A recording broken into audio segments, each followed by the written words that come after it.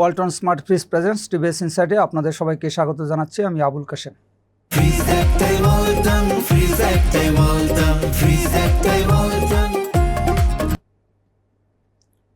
প্রিয় দর্শক, আমরা আজকে কথা বলবো বাংলাদেশের এলডিসি গ্র্যাজুয়েশন পেছানো নিয়ে। আপনারা জানেন যে আমাদের অন্তর্বর্তীকালীন সরকারের সময় থেকেই ব্যবসায়ীরা চাচ্ছিলেন যে যাতে 2026 নভেম্বরে যে আমাদের গ্র্যাজুয়েশন হওয়ার কথা সেটা যাতে সরকার পেছানোর উদ্যোগ নেয়। তার প্রেক্ষিতে বর্তমান বিএনপি সরকার দায়িত্ব গ্রহণের পরপরই জাতিসংঘের যে ইউএনসিডিপি সেখানে তারা 3 বছর পেছানোর আবেদন করেছিল এবং সেই সিডিপি তারা ইকুসকের কাছে একটা সুপারিশ তৈরি করেছে যাতে বাংলাদেশের আবেদনের প্রেক্ষিতে তারা পেছানোর সুপারিশ করেছে। কিন্তু আজকে বিভিন্ন গণমাধ্যমে যেটা নিউজ হয়েছে যে 3 বছর পেছানোর সুপারিশ করেছে, আসলে বিষয়টা তা নয়। জাতিসংঘ সুপারিশ করেছে শর্টার এক্সটেনশন, তারা শব্দটা বলেছে, অর্থাৎ স্বল্পতম সময়ের জন্য। আমরা ধারণা করছি যে এটা 2 বছরও হতে পারে, 1 বছরও হতে পারে, কিন্তু 3 বছরের কম। তবে বাংলাদেশের গ্র্যাজুয়েশন আসলে কখন হবে সে বিষয়ে চূড়ান্ত সিদ্ধান্ত হবে জাতিসংঘের সাধারণ অধিবেশনে, যেটা আগামী সেপ্টেম্বরে অনুষ্ঠিত হতে যাচ্ছে। টিভিএসে আজকে লিড নিউজ প্রকাশিত হয়েছে। নিউজটি করেছেন আমাদের সিনিয়র করেসপন্ডেন্ট সাইফুদ্দিন সাহেব ভাই। আমরা তার কাছ থেকে বিস্তারিত জানব। সাহেব ভাই, আপনাকে স্বাগত জানাচ্ছি। আপনার আজকের যে নিউজ যে ইউএনসিডিপি বাংলাদেশের যে আবেদন সেটাকে তারা পজিটিভলি কনসিডার করেছে এবং তারা ইকুসকের কাছে সুপারিশ করতে যাচ্ছে। তো এই যে পুরো প্রক্রিয়াটা হলো বা সামনে এখন আমাদের দিক থেকে কি করণীয়, আপনি আপনার মতন করে একটু যদি দর্শকদের উদ্দেশ্যে বলেন। আমরা তো আপনার এই সরকারের দায়িত্ব নেওয়ার পরপরই মানে আগে থেকে একটা প্রক্রিয়া ছিল, আমরা পিছানোর একটা দাবি ছিল ব্যবসায়ী মহল কিংবা অন্যান্য মহল থেকে। এই সরকার দায়িত্ব নেওয়ার সঙ্গে সঙ্গেই আপনার প্রথমত সিডিপিকে একটা আবেদন করে, যেটা এটা 3 বছর পিছাই 29 সালের নভেম্বর পর্যন্ত পিছানো হয়। এরপরে এপ্রিলের দিকে আমাদের প্রধানমন্ত্রী আপনার ইউএনএ আবার চিঠি পাঠায় এটা পেছানোর জন্য। যেই প্রেক্ষিতে মানে ইউএনসিডিপি বাংলাদেশ থেকে বেশ কয়েকটা মিটিং করে এবং ওরা একটা অ্যানালাইসিস করে, একটা প্রতিবেদন তৈরি করে, যার প্রেক্ষিতে যেটা কালকে বলা হচ্ছিল মানে প্রেস লিস্ট কিংবা ওদের যে রিপোর্টটা আসছে ওখানে ওরা শর্ট টাইম আমাদের জন্য মানে পিছানোর জন্য সমর্থন জানাইছে। পরবর্তীতে এটা আপনার ইকুসকে যাবে। ইকুসের মিটিং আপনার আগামী জুলাই মাসের 21 এবং 22 জুলাই। তো ওখানে আপনার এই জিনিসটা আবার আলোচনা হবে। ওখান থেকে যদি আপনি মানে ওরা যদি আমাদেরকে সমর্থন করে, ইকুসক জাতিসংঘের অর্থনৈতিক এবং সামাজিক কাউন্সিল, হ্যাঁ, ওখান থেকে সমর্থন করার পরে সেপ্টেম্বরে আপনার জাতিসংঘের যে সাধারণ অধিবেশন হবে ওখানে উঠবে এবং ওখানে হয়তো আপনার ভোটাভুটিও যেতে হইতে পারে আপনার। সেক্ষেত্রে মানে এখনো পর্যন্ত আমরা কনফার্ম না যে এটা আসলে মানে নিশ্চিত না, একেবারে বলতে পারবেন না আপনার কতদিন আমরা সময় পাবো, মানে বাড়তি সময়টা পাবো। যে আবেদনটা বাংলাদেশ 3 বছরের জন্য করেছিল ওটা আমরা কতটুকু পাবো। তবে ওটা সিদ্ধান্ত পেতে আমাদের আসলে সেপ্টেম্বর পর্যন্ত অপেক্ষা করতে হবে এখনো পর্যন্ত। আপনার কাছে আরেকটু জানতে চাবো যে আলটিমেটলি জাতিসংঘের সাধারণ পরিষদে এটা এ বিষয়ে চূড়ান্ত সিদ্ধান্ত হবে, সেখানে সদস্য রাষ্ট্রগুলোর মধ্যে ভোটাভুটি হবে। আমাদের ইআরডি যেহেতু বাংলাদেশের পক্ষ থেকে এই এলডিসি গ্র্যাজুয়েশনের পুরো বিষয়টা দেখভাল করতেছে, তো জাতিসংঘের সাধারণ অধিবেশনে বাংলাদেশের পক্ষে বিপক্ষে ভোটের কেমন কথা, কেমন আসলে দেখেন আপনি, আমরা তো 18 সাল থেকে আমরা মানে এলডিসি যে 3টা ক্রাইটেরিয়া আছে ওগুলোতে আমরা মানে আমরা ওভারকাম করে গেছি। আপনি দেখে আমাদের মাথা পিছু আয় যেখানে 1300-র মতো লাগে মানে আপনার এলডিসি উত্তরণের ক্ষেত্রে, আমরা এখানে 2900। আমাদের অন্যান্য সূচক যে দুইটাই সূচকগুলো আমরা ওভারকাম করে গেছি অলরেডি। তার মানে ধারাবাহিকভাবে গত 3 বছর কিংবা তার বেশি সময় ধরে আমরা এলডিসি গ্র্যাজুয়েশনের যে ক্রাইটেরিয়া ওখান থেকে মানে উত্তরণ করে গেলাম। এখন কিন্তু আমাদের প্রস্তুতির আমরা কিন্তু পিছিয়ে নাই, যে কারণে আমাদের আবেদনটা করা মানে আমাদের প্রস্তুতি কিন্তু আমরা পিছিয়ে আছি। মানে আপনার এখন এই যে সুপারিশটা কালকে সিডিপি করলো ওরা কিন্তু সত্য সাপেক্ষ সুপারিশটা করেছে। যেমন ধরেন ওরা কিছু আমাদের রিফর্মস করতে বলবে কিংবা বলছে, যেমন ধরেন আর্থিক ক্ষেত্রে রাজস্ব আহরণ, তারপর রপ্তানি বৈচিত্র্যকরণ, তারপরে আপনার ট্যাক্স জিডিপি বাড়ানো, তারপরে এই বিষয়গুলো তো আছে। তারপর এর মধ্যে দেখেন আমাদের আবেদনের মধ্যে কয়েকটা যুক্তি তুলে ধরছে মানে বাংলাদেশের পক্ষে যেটা করছে। এখন সর্বশেষ আপনার মধ্যপ্রাচ্যে যে যুদ্ধ, ওই যুদ্ধটা এবং হরমুজ কেন্দ্রিক যে আপনার জ্বালানি ক্রাইসিস, মানে রেড সি ক্রাইসিস যেটা বলে, ওটাও একটা বড় মানে অবদান রাখছে আমাদের মানে এই সমর্থনের পিছনে। এর মধ্যে তো আমরা আপনারা দেখেন এর আগে আমরা কোভিডের পরবর্তী আপনি ইউক্রেন রাশিয়া যুদ্ধ, তার আগে 21 সালে আমাদের ওর যেটা ওদের রিপোর্টে আসছে, এবং রোহিঙ্গা ক্রাইসিস এখানে মানে আমাদের জন্য মানে হ্যাম্পার করছে। তার মধ্যে হচ্ছে ইনফ্লেশন আমাদের দীর্ঘদিন ধরে হাই আছে, আমাদের দরিদ্র কিন্তু বেড়ে গেছে। আপনি দেখেন এই রিপোর্টগুলো, এইগুলো কিন্তু রিপোর্টের মধ্যে আছে ওদের। তো এই প্রেক্ষিতে ওরা আমাদেরকে এখন সমর্থন করছে। এখন চূড়ান্ত সিদ্ধান্ত ইকুচকের পরে হচ্ছে আপনার এই জাতিসংঘের ইয়েতে আসবে। ইয়ারডি যেটা বলতে চাচ্ছে, মানে বাংলাদেশ কিন্তু বেশ কয়েক বছর ধরে ধারাবাহিকভাবে আপনার এই এলডিসিতে মানে কি বলে সবচেয়ে বেশি ভূমিকা রাখতেছে এলডিসি কান্ট্রির পক্ষে। এলডিসি গুলোর মধ্যে বাংলাদেশ সবচেয়ে শক্তিশালী দেশ এবং হচ্ছে অর্থনৈতিক বাংলাদেশও হ্যাঁ শক্তিশালী, বাংলাদেশ সবসময় তাদের লিডার হিসেবে কাজ করতেছে। এই সমস্যাগুলো বাংলাদেশ তুলে ধরতো মানে আন্তর্জাতিক যে সম্মেলনগুলো হতো ওখানে। তো এখন আপনি দেখেন মানে অনেকগুলো দেশ চাই না বাংলাদেশ মানে ভোটাভুটির ক্ষেত্রে যদি হয়, ইয়ারডি যেটা বলতেছিলেন আমাকে, যেটা যদি ভোটাভুটি হয়, অনেকগুলো দেশ যারা এখন এলডিসি ভুক্ত তারা আসলে চাচ্ছে না বাংলাদেশ এলডিসি থাকুক। কারণ তাদেরও তো মানে এখন বাংলাদেশ যদি মানে এলডিসি ভুক্ত সুবিধাগুলো পায়, তাহলে তারা তাদের বাজার সুবিধাটা বাড়াতে পারবে। আবার যারা এলডিসি থেকে বের হয়ে গেছে অলরেডি, ভিয়েতনাম, ইন্ডিয়ার মতো প্রতিযোগী দেশগুলো আমাদের, তারাও যদি বাংলাদেশ শুল্ক দিয়ে কোনো বাজারে প্রবেশ করে, হ্যাঁ তখন হচ্ছে তাদের জন্য প্রতিযোগিতা ইজি হয়। মানে বাংলাদেশকে তারা এখন প্রতিদ্বন্দ্বী হিসেবে ভাবতেছে সবাই, যারা এলডিসিতে আছে এবং যারা এলডিসিতে নাই সবাই। যে কারণে হচ্ছে আপনার ভোটাভুটির ক্ষেত্রে বাংলাদেশ সমর্থন কতটুকু পাবে ওটা আসলে অনেক চ্যালেঞ্জের বিষয়। মানে আপনার যেটা সেপ্টেম্বরে যদি জাতিসংঘে উঠে, এখন যে প্রসেসটা শুরু করবে বাংলাদেশ, তো আপনি জানেন কিছু কন্ডিশন তো ওরা দিয়ে দিচ্ছে। মানে মানে সিডিপি যে বেশ কিছু কন্ডিশন বাংলাদেশকে অলরেডি বলছে এগুলো ফুলফিল করতে হবে, আপনার এই শর্ট টাইম যে বাড়তি সময় আমাদেরকে তারা দিবে। তা আজকেও তো আপনার একটা মিটিং ছিল, আপনি আমি যেটুকু জানি এটা আপনি ওখানে ছিলেন মিটিংয়ে।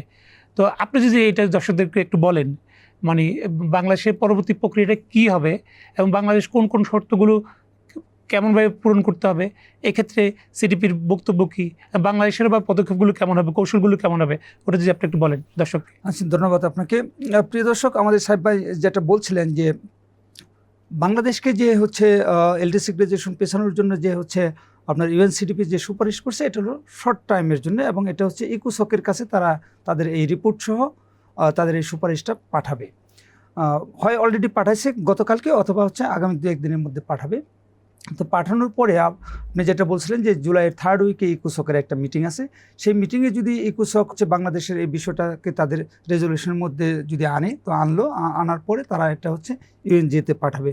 অথবা যদি তাদের রেজলিউশনে না আনতে পারে, যেহেতু সময়ের স্বল্পতা, মাত্র হচ্ছে 1.5 মাসের মতন সময় আছে, তো তাহলে এই যে ইউএনসিডিপির যে সুপারিশটা, এটা ইকুসক হচ্ছে আপনার রিসিভ করে, এই রিসিভ কপিটাই হচ্ছে জাতিসংঘের মহাসচিবের কাছে দিবে সাধারণ অধিবেশনে ওঠানোর জন্য, এবং বাংলাদেশকে তখন হলো সরাসরি। আর ইকুসক তো যেহেতু ওখানে কোনো সুনির্দিষ্ট সুপারিশ তখন করছে না, তখন জাতিসংঘের সাধারণ অধিবেশনে এটা ফাইনাল হবে। এবং যেটা আমরা শুনলাম, আমাদের অর্থনীতিবিদ বা জাতিসংঘের বিভিন্ন কার্যক্রমের সাথে যারা সম্পৃক্ত বা অভিজ্ঞ অর্থনীতিবিদরা, তারা যেটা বলছেন যে রিপোর্টের মধ্যে বাংলাদেশকে শর্ট এন্ড টাইমের জন্য শর্ট এন্ড এক্সটেনশনের সুপারিশ করছে। এটা বলতে সাধারণত হচ্ছে এরকম শব্দ ব্যবহার করা হয় যখন 1 বছরের জন্য সুপারিশ করা হয়। তো ধারণা করা হয় যে বাংলাদেশকে তারা 1 বছরের জন্য সুপারিশ করছে, কারণ আপনি যেটা বলছেন যে বাংলাদেশ 3টা ক্রাইটেরিয়া ফুলফিল করেছে, ফলে বাংলাদেশের আসলে এলডিসি গ্রাজুয়েশন পেছানোর কোনো সুযোগ নাই। কিন্তু যেহেতু একটা দেশের সরকার আবেদন করেছে, সেই সরকারের সম্মান রক্ষার্থে তারা হচ্ছে এই সুপারিশটা এক্সটেনশনের একটা সুপারিশ করছে। এখন এটা হচ্ছে ইকুসক হয়ে ইউএনজিএতে হচ্ছে ফাইনাল ডিসিশনটা হবে। তবে তারা যেটা বলছেন যে এর আগে অ্যাঙ্গোলা, সলোমন আইল্যান্ড সহ যেসব দেশ হচ্ছে ডেফার করেছে, তো তাদের ক্ষেত্রে দেখা গেছে যে প্রত্যেকটা ক্ষেত্রেই কোনো পাওয়ারফুল দেশ তাদেরকে সাপোর্ট দিয়েছে, তাদের ব্যাকআপ হিসেবে কাজ করছে এই ইউএনজির ভোটাভুটির ক্ষেত্রে। তো সেক্ষেত্রে বাংলাদেশেরও যেহেতু সাধারণ অধিবেশনে সদস্য রাষ্ট্রগুলোর পক্ষে বিপক্ষে ভোট দেবে, সেখানে বাংলাদেশের পক্ষেও কোনো না কোনো শক্তিশালী রাষ্ট্রকে হচ্ছে কাজ করতে হবে, এবং সরকারকে সে বিষয়ে এখন থেকেই পদক্ষেপ নিতে হবে যে বাংলাদেশের জন্য কোন দেশ কাজ করবে তার সাথে নেগোসিয়েশন করা। এটা একটা। দ্বিতীয় বিষয় হলো যে আপনার আপনি যেটা বলছিলেন যে আজকে অর্থমন্ত্রী একটা মিটিং করেছেন, অর্থমন্ত্রী এবং বাণিজ্য মন্ত্রী ছিলেন সেখানে, foreign secretary, ERD secretary, commerce secretary এবং হলো বাংলাদেশ ব্যাংকের কর্মকর্তা, কয়েকজন অর্থনীতিবিদ এবং ব্যবসায়ীরাও সেখানে ছিলেন।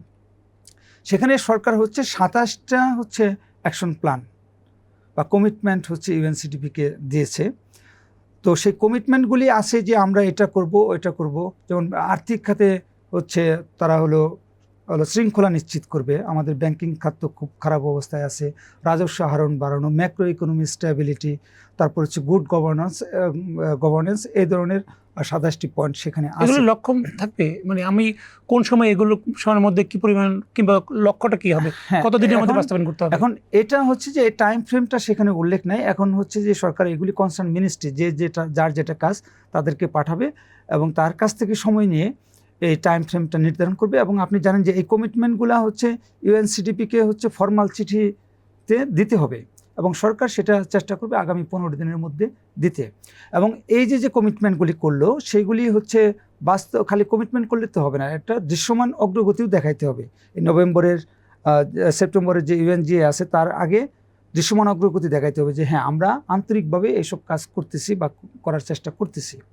তো সেই কারণে এই রিফর্মগুলি হচ্ছে কিনা সেজন্যে সেটা তদারকির জন্য অর্থমন্ত্রীর সভাপতিত্বে একটা হাই লেভেল মনিটরিং কমিটি থাকবে, সেটা আজকে সিদ্ধান্ত হয়েছে। এবং সেখানে কনসার্ন আর আদার মিনিস্টাররাও সেখানে থাকবেন, বাণিজ্য মন্ত্রী থাকবেন, কনসার্ন সচিবরা সেখানে থাকবেন। আপনার কাছে আমার একটা প্রশ্ন আমরা তো 21 সালেও মানে আপনার এই যে মানে স্মুথ গ্রাজুয়েশন কৌশলটার জন্য আমরা অনেকগুলো ইন্ডিকেটর আমরা নির্ধারণ করেছিলাম, প্রায় 157টা। মানে আমরা তো 18 সাল থেকে গ্রাজুয়েশন থেকে মানে এলজিসি গ্রাজুয়েশন হওয়ার কথা এবং ওটার জন্য প্রস্তুতিগুলো নিচ্ছিলাম। তাহলে আমরা পারি নাই কেন? আগামী যে এই শর্ট টাইমের মধ্যে কি আমরা পারবো? মানে এটা আসলে কতটুকু সম্ভব?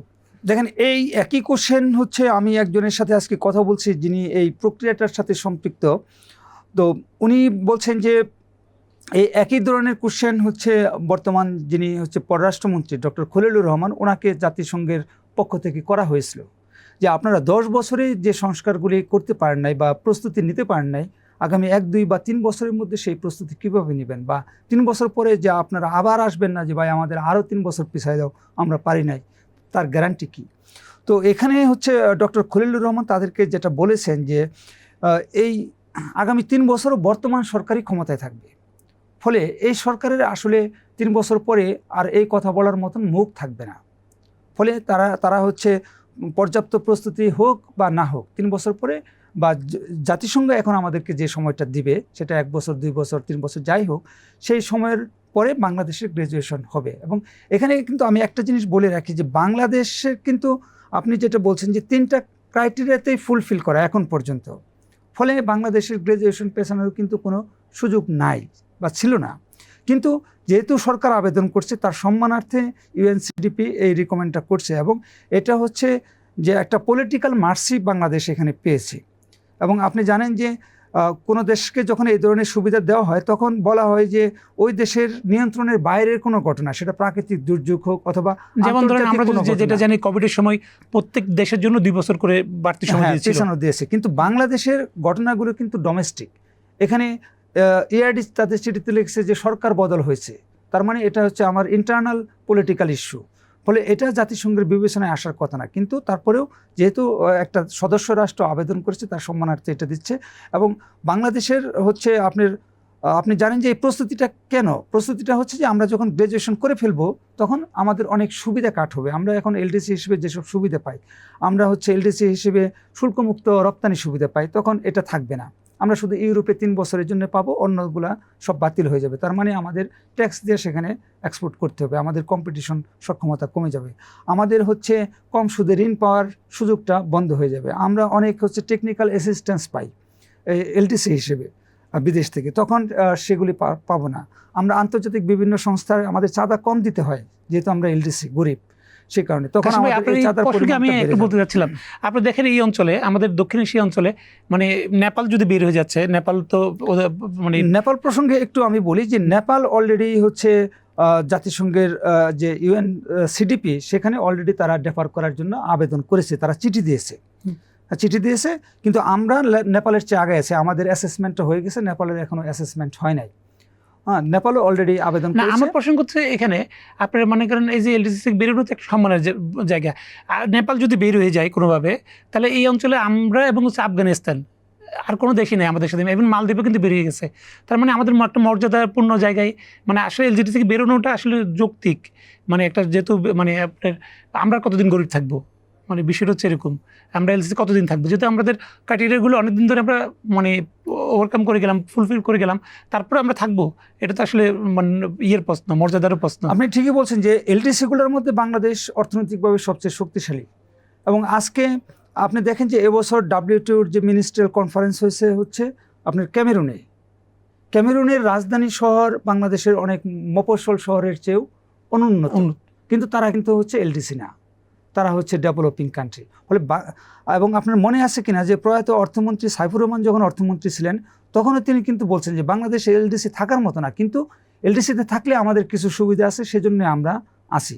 এবং এখনও বাংলাদেশ এলডিসি থাকার মতো না, কিন্তু আমাদের ব্যবসায়ীরা এটা চাচ্ছে, কারণ এলডিসি থাকার কারণে তারা হচ্ছে অন্য দেশের চেয়ে বাড়তি সুবিধা নিয়ে পণ্য এক্সপোর্ট করতে পারে, তারা হচ্ছে সরকার থেকে নগদ প্রণোদনা পায়, যেটা এলডিসি গ্র্যাজুয়েশন হয়ে গেলে তারা এটা পাবে না।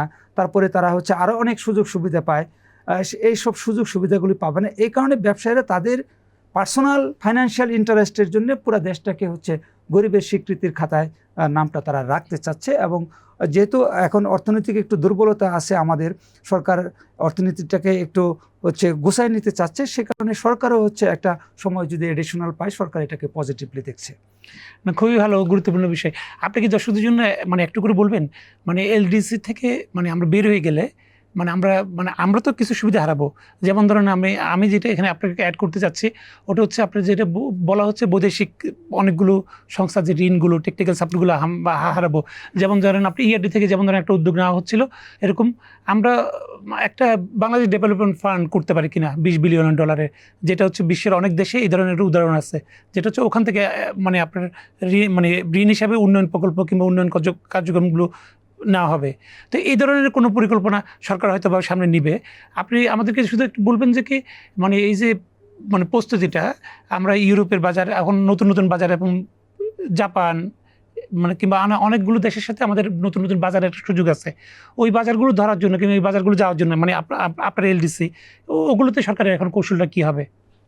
জি, আমরা একদম সময়েরও শেষ সময় চলে আসছি। আমি সংক্ষেপে বলি যে দেখেন যে যুক্তরাষ্ট্রের আমরা কিন্তু কোনো জিএসপি ফ্যাসিলিটিস পাই না, এলডিসি ফ্যাসিলিটিস পাই না, কিন্তু যুক্তরাষ্ট্রে আমরা কিন্তু অন্য সব দেশের সাথে প্রতিযোগিতা করে ভালো পরিমাণে এক্সপোর্ট করতেছি, এবং বাংলাদেশের সবচেয়ে বেশি এক্সপোর্ট হয় যুক্তরাষ্ট্রে। এবং এলডিসি গ্র্যাজুয়েশনের পরে আমরা ইউরোপীয় ইউনিয়নে হচ্ছে 3 বছর এক্সট্রা পাবো। এই এখনকার যে এভরিথিং বাট আর্মস সুবিধা, মানে অস্ত্রবাদী সব কিছুই আমরা বিনা শুল্কে রপ্তানি করতে পারি। একই সুবিধা আমরা টার্কিতে পাবো। ইউকে মানে যুক্তরাজ্য আমাদের এই সুবিধা দেবে বলেছে, চায়না আমাদেরকে এই সুবিধা দেবে বলেছে, জাপানের সাথে আমাদের হচ্ছে ইপিএ সাইন হয়ে গেছে, ফলে সেখানে আমাদের নির্ধারিত কিছু পণ্য আমরা শুল্কমুক্ত পাবো। কিন্তু অন্যান্য বাজারে যেমন ইন্ডিয়াতে আমরা এখন শুল্কমুক্ত পাই, আমরা এটা হয়তো পাবো না।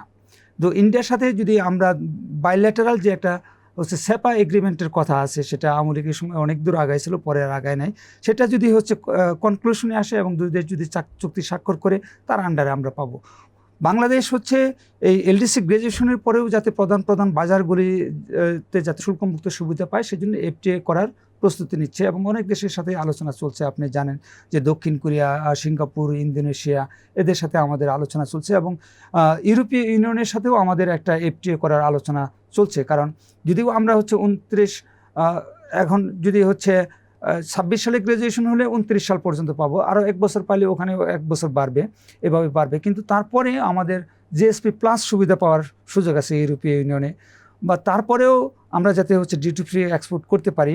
যেমন আপনি জানেন যে পাকিস্তান ডেভেলপিং কান্ট্রি, কিন্তু তারা ইউরোপীয় ইউনিয়নের জিএসপি প্লাস সুবিধা পায়, ফলে বাংলাদেশের এরকম পাওয়ার সুযোগ আছে। সেটা হচ্ছে আমাদের একদিকে হচ্ছে শ্রমমানের উন্নয়ন করতে হবে, প্লাস হলো ডিপ্লোমেটিক যে রিলেশনটা সেটা হচ্ছে বাড়াইতে হবে। আপনি জানেন যে ট্রাম্প প্রশাসন দায়িত্ব নেওয়ার পরে বিশ্বব্যাপী হচ্ছে এখন এই বাইল্যাটারালি হচ্ছে ডিসিশনগুলি থাকছে না, এবং সবাই হচ্ছে যে এই মাল্টিল্যাটারাল অর্গানাইজেশনগুলো আসলে ইফেক্টিভ না। যেমন আপনি WTO ডিসিশন আমেরিকা মানে না, অন্য দেশ মানতেছে না, ফলে হচ্ছে বাইল্যাটারালি বা হচ্ছে আপনার রিজনাল এগ্রিমেন্টে বাংলাদেশে যাইতে হবে, এবং সেজন্য আমাদের বাণিজ্য মন্ত্রণালয় কাজ করছে। আমরা যেহেতু একেবারে শেষ সময় আসছি, আপনাকে ধন্যবাদ জানাচ্ছি। এবং প্রিয় দর্শক, আমরা আমাদের আলোচনা শুনলেন। আমরা যে এলডিসি গ্র্যাজুয়েশনের জন্য যে একটু বাড়তি সময় পাচ্ছি, সেখানে আমাদের জাতি হিসেবে আমাদের মর্যাদাহানি হলেও আমরা অর্থনৈতিকভাবে হয়তো সাময়িক সময়ের জন্য লাভবান হব, এবং সরকার ব্যবসায়ীরা এখানে যে সুবিধাটা পাবে সেটা কিন্তু আমাদের জাতীয় অর্থনীতিতে একটা ইতিবাচক প্রভাব ফেলবে, যার বেনিফিশিয়ারি আমি, আপনি, আমরা প্রত্যেকে হয়তো হব। এবং সাথে এটাও জরুরি যে আমরা মর্যাদাবান জাতি হিসেবে বহির্বিশ্বে আমরা মাথা উঁচু করে দাঁড়াবো। এবং উন্নয়নশীল দেশ হলেও কিন্তু তখনও কিন্তু বাড়তি কিছু আবার সুবিধা পাওয়া যায়, যেটা এখন পাওয়া যাচ্ছে না। তখন আমাদের হচ্ছে অনেক দেশ হলো ঋণ দিতে আগ্রহী হবে, অনেক সংস্থা ঋণ দিতে আগ্রহী হবে, এখন গরিব হওয়ার কারণে তারা আমাদেরকে সেটা দিচ্ছে না, ফলে তখনও কিছু সুবিধা আছে। আশা করি যে সরকার যাতে গ্র্যাজুয়েশনের ধাক্কা আমাদের অর্থনীতিকে বিপর্যস্ত করতে না পারে, সেজন্য প্রয়োজনীয় পদক্ষেপ নেবে। আমাদের প্রাইভেট সেক্টরকেও পদক্ষেপ নিতে হবে। তারা শুধু সরকার থেকে সুবিধা নেবে সেটা নয়, তাদের নিজস্ব উদ্যোগ নিতে হবে, এবং তাদের উপরে যে ধাক্কাটা আসবে সেটা তারা কীভাবে মোকাবেলা করবে, সেজন্য এখন থেকে প্রস্তুতিটা সিরিয়াসলি নিতে হবে, এবং তারা সেটা করবে, এটা আমাদের প্রত্যাশা। আমাদের ভালো লাগলে লাইক করবেন, শেয়ার করবেন। সবাইকে ধন্যবাদ।